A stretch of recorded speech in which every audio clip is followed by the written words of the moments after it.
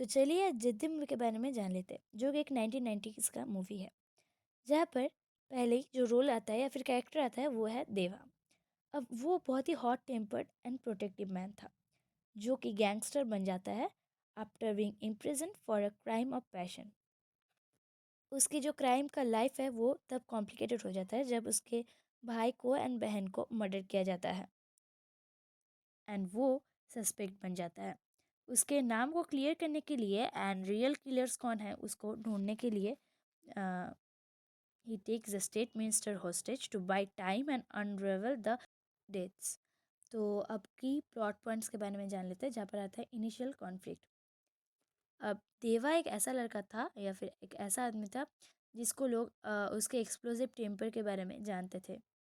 And वो तो तब तब और भी स्पेशली जानते थे जब वो उसके बहन के बारे आता था, मतलब बहन गुड्डी के बारे में कुछ होता था, तो तब तो उसका टेम्पर और भी ज़्यादा बढ़ जाता था।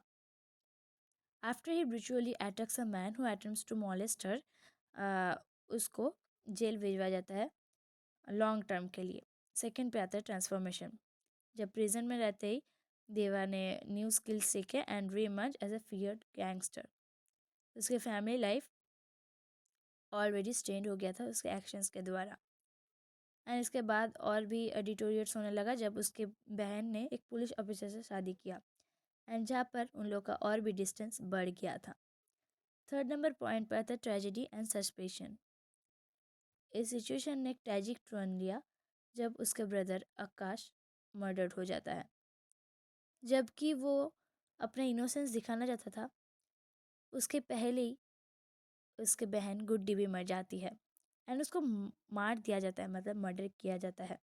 एंड सब एविडेंस, सब के सब कुछ उसी पर पॉइंट किया जाता है, मतलब देवा पर सब कुछ पॉइंट किया जाता है। एंड क्योंकि वो एक्सप्लोजिव थे, टेम्पर उसके बहुत ज़्यादा थे, तो इसीलिए सब लोग उसी से ही सोचने लगे। एंड क्योंकि वो प्रिजन में थे कुछ दोस्त के कारण, तो इसीलिए सब लोग सोचते लगा कि वही ये सब किया होगा। अब आते हैं फोर्थ पॉइंट पे, डिस्परेट मेजर्स।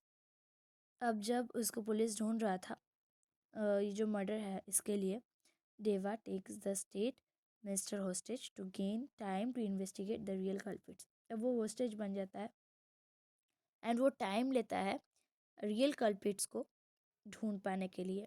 एंड वो चाहता था कि सबके सामने उसका इनोसेंस प्रूव करने के लिए कि उन्होंने कुछ नहीं किया था। एंड क्योंकि वो अपने बहन से बहुत ही प्यार करती थी, जब भी बारी आती थी उसके प्रोटेक्शन के बारे में तो वो बहुत ही सोचती थी, एंड इसीलिए वो अपनी बहन को बहुत ही प्यार करती थी। पर यही वो वर्ल्ड को प्रूव करना चाहता था, पर सब लोग उसे गलत मान लिया था कि उन्होंने शायद दोनों को ही मर्डर कर दिया था।